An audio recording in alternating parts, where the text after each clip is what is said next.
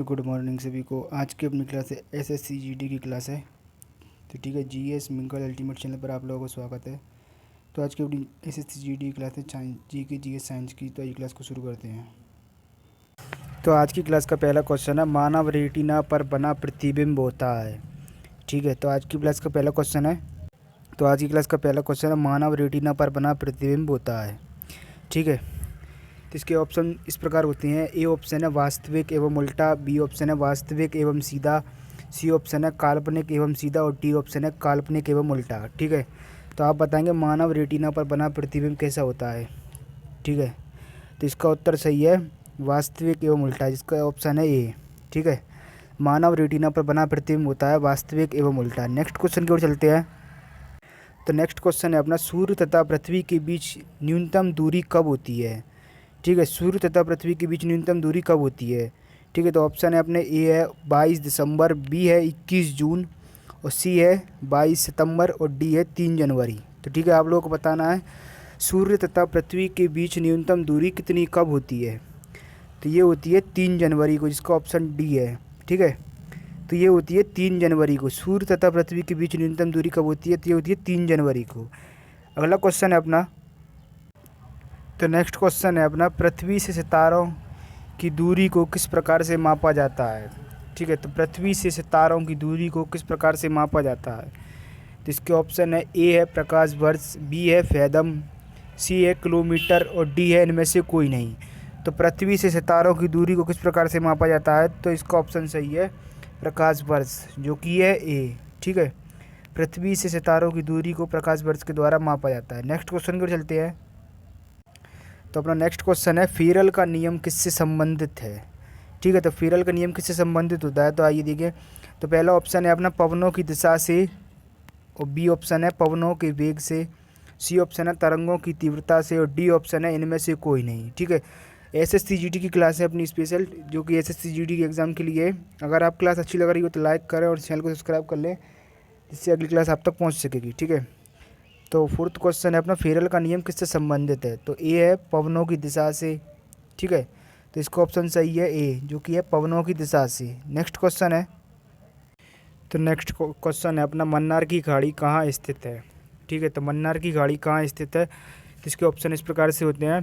ठीक है, एग्जाम में ऐसे ही ऑप्शन आएंगे। ए है तो गुजरात के पश्चिम में, बी है तमिलनाडु के पूर्व में, सी है केरल के दक्षिण में और डी है कन्याकुमारी के दक्षिण में। तो ठीक है, मन्नार की खाड़ी कहाँ स्थित है, तो मन्नार की खाड़ी स्थित है, जिसका ऑप्शन सही है बी, तमिलनाडु के पूर्व में है। ठीक है, मन्नार की खाड़ी कहाँ स्थित है, तमिलनाडु के पूर्व में। नेक्स्ट क्वेश्चन है अपना,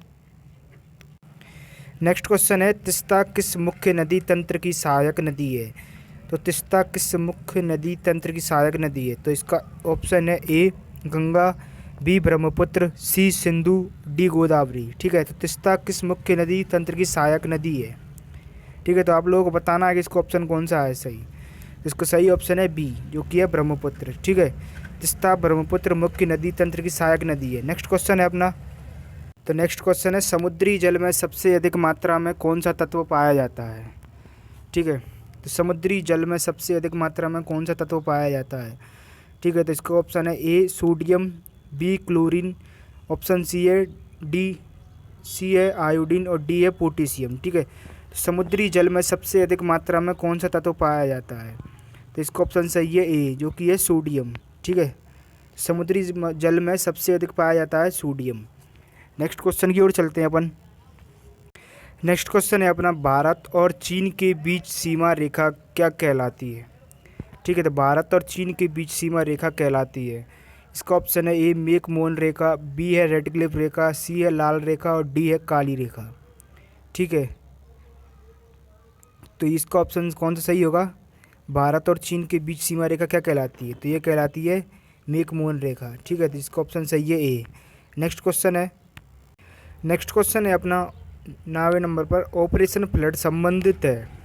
तो ऑपरेशन फ्लड संबंधित किससे है, तो आपको ये बताना है। इसके 4 ऑप्शन दिए रहते हैं एग्जाम में। तो ए ऑप्शन है तिलहन से, बी ऑप्शन है अनाज उत्पादन से, सी है दूध से और डी है अंडा उत्पादन से। ठीक है, तो ऑपरेशन फ्लड संबंधित है, तो इसका ए ऑप्शन है तिलहन से, बी ऑप्शन है अनाज उत्पादन से, सी है दूध से और डी है अंडा उत्पादन से। तो ठीक है, तो इसका ऑप्शन सही है सी, जो कि है दूध से। ठीक है, ऑपरेशन फ्लड संबंधित होता है दूध से। नेक्स्ट क्वेश्चन है अपना, नेक्स्ट क्वेश्चन है सिखों के दूसरे गुरु थे। ठीक है, तो इसका ए ऑप्शन है गुरु अंगद, बी ऑप्शन है गुरु हरगोविंद, सी ऑप्शन है गुरु अर्जुन और डी ऑप्शन है गुरु तेग बहादुर। ठीक है, तो सिखों के दूसरे गुरु कौन थे? तो ये थे गुरु अंगद, जो कि यह ए ऑप्शन सही है। ठीक है, तो इसका ए ऑप्शन सही है गुरु अंगद। ठीक है, नेक्स्ट क्वेश्चन है अपना, मौर्य काल में शिक्षा का सर्वाधिक प्रसिद्ध केंद्र था। तो मौर्य काल में शिक्षा का सर्वाधिक प्रसिद्ध केंद्र था। तो अपना ए ऑप्शन है वैशाली, बी है नालंदा, सी है तक्षशिला और डी है उज्जैन। ठीक है, तो आप लोगों को बताना है कि मौर्य काल में शिक्षा का सर्वाधिक प्रसिद्ध केंद्र कौन सा था। ठीक है, तो ये था तक्षशिला, जो कि सी है ऑप्शन राइट। ठीक है, मौर्य काल में शिक्षा का सर्वाधिक प्रसिद्ध केंद्र था तक्षशिला। नेक्स्ट क्वेश्चन है, नेक्स्ट क्वेश्चन है अपना, दिल्ली में कौन सा ऐतिहासिक स्मारक भारतीय तथा फारसी वास्तुकला शैली का उदाहरण है। ठीक है, दिल्ली में कौन सा ऐतिहासिक स्मारक है जो कि भारतीय तथा फारसी वास्तुकला शैली का उदाहरण है। तो ए ऑप्शन है कुतुब मीनार, बी ऑप्शन है लोदी का मकबरा, सी ऑप्शन है हुमायूं का मकबरा और डी ऑप्शन है लाल किला। ठीक है, तो आप लोगों को बताना है कि दिल्ली में जो ऐतिहासिक स्मारक भारतीय तथा फारसी वास्तुकला शैली किसका उदाहरण है। तो ये है हुमायूं के मकबरे का उदाहरण है। ठीक है, जो कि ऑप्शन है सी सही है। ठीक है, दिल्ली में हुमायूं का मकबरा है जो कि ऐतिहासिक स्मारक भारतीय तथा फारसी वास्तुकला शैली का उदाहरण है एक। ठीक है, नेक्स्ट क्वेश्चन की ओर चलते हैं। नेक्स्ट क्वेश्चन है, महात्मा बुद्ध ने अपना पहला धर्मचक्र परिवर्तन किस स्थान पर दिया था। ठीक है, तो आप लोगों को बताना है कि महात्मा बुद्ध ने अपना पहला धर्मचक्र परिवर्तन किस स्थान पर दिया था। ठीक है, तो ए ऑप्शन है लुम्बिनी, बी ऑप्शन है सारनाथ, सी ऑप्शन है पाटलिपुत्र, डी ऑप्शन है वैशाली। ठीक है, तो इसका सही ऑप्शन है जो कि ये बी सारनाथ। ठीक है, महात्मा बुद्ध ने पहला धर्म चक्र परिवर्तन सारनाथ में दिया था। नेक्स्ट क्वेश्चन है अपना, नेक्स्ट क्वेश्चन है अपना, भारतीय संविधान के किस अनुच्छेद में प्रेस की स्वतंत्रता दी गई थी। ठीक है, तो भारतीय संविधान के किस अनुच्छेद में दी गई थी प्रेस की स्वतंत्रता। तो ए ऑप्शन है अनुच्छेद 14, बी ऑप्शन है अनुच्छेद 25, सी है अनुच्छेद 21A और डी ऑप्शन है अनुच्छेद 19(1)के। ठीक है, तो भारतीय संविधान के किस अनुच्छेद में प्रेस की स्वतंत्रता दी गई थी। इसका ऑप्शन सही है डी, जो कि अनुच्छेद 19 का। ठीक है, तो अनुच्छेद 19 में है जो कि प्रेस स्वतंत्रता दी गई थी भारतीय संविधान के द्वारा। ठीक है, तो भारतीय संविधान के किस अनुच्छेद में दी गई थी, तो अनुच्छेद 19 का में। नेक्स्ट क्वेश्चन चलते हैं। नेक्स्ट क्वेश्चन है अपना, वित्त बिल के लिए किसकी पूर्व स्वीकृति आवश्यक है। ठीक है, तो इन चार ऑप्शन में से बताना है कि आपको वित्त बिल के लिए किसकी पूर्व स्वीकृति आवश्यक है। ठीक है, तो अपना ए ऑप्शन है प्रधानमंत्री, बी ऑप्शन है वित्त मंत्री, सी ऑप्शन है भारत के राष्ट्रपति और डी ऑप्शन है किसी की भी नहीं। ठीक है, तो वित्त बिल के लिए किसकी पूर्व स्वीकृति आवश्यक है, तो ये है भारत के राष्ट्रपति की है। ठीक है, तो भारत के राष्ट्रपति की है, वित्त बिल के लिए भारत के राष्ट्रपति की स्वीकृति की आवश्यकता है। नेक्स्ट क्वेश्चन की ओर चलते हैं। नेक्स्ट क्वेश्चन है, निम्न में से कौन सा विषय समृद्धि सूची में है। तो निम्न में से कौन सा विषय समृद्धि सूची में है। ठीक है, तो आप लोगों को बताना है। तो ए ऑप्शन है कृषि, बी ऑप्शन है अपना पुलिस, सी है शिक्षा और डी है कक्षा। ठीक है, तो इसका सही ऑप्शन है सी, जो कि है शिक्षा। ठीक है, तो जो कि शिक्षा है उसका समृद्धि सूची में है जी। कौन सा विषय था, तो ये था शिक्षा विषय जो कि समृद्धि सूची में है। नेक्स्ट क्वेश्चन की ओर चलते हैं अपन।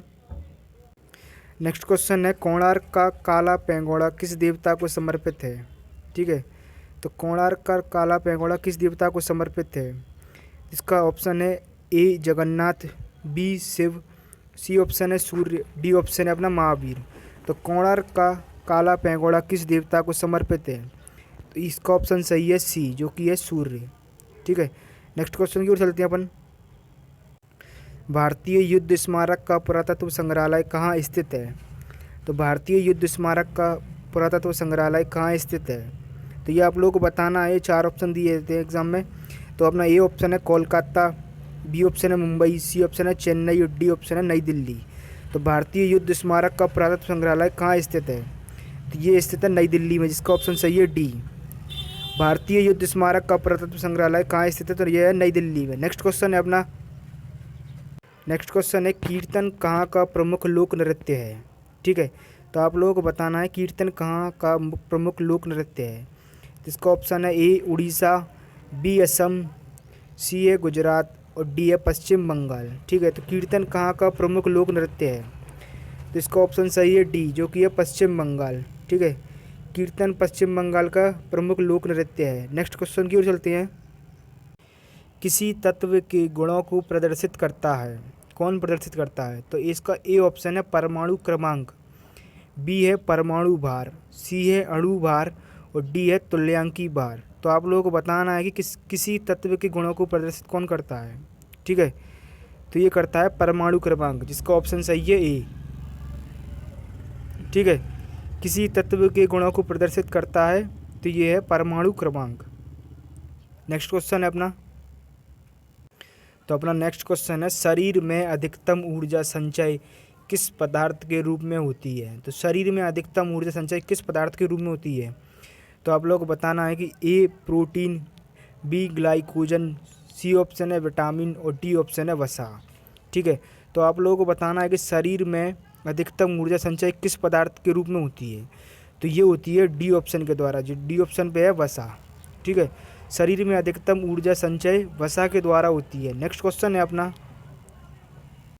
नेक्स्ट क्वेश्चन की ओर चलते हैं अपन। तो ये है अपना नेक्स्ट क्वेश्चन, भारत में शून्य काल में संसद में हस्तक्षेप की प्रथा का प्रारंभ कब हुआ था?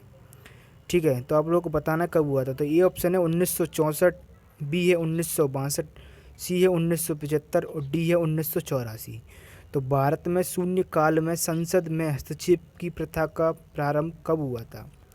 तो ये हुआ था 1962 में, जिसका ऑप्शन सही है बी।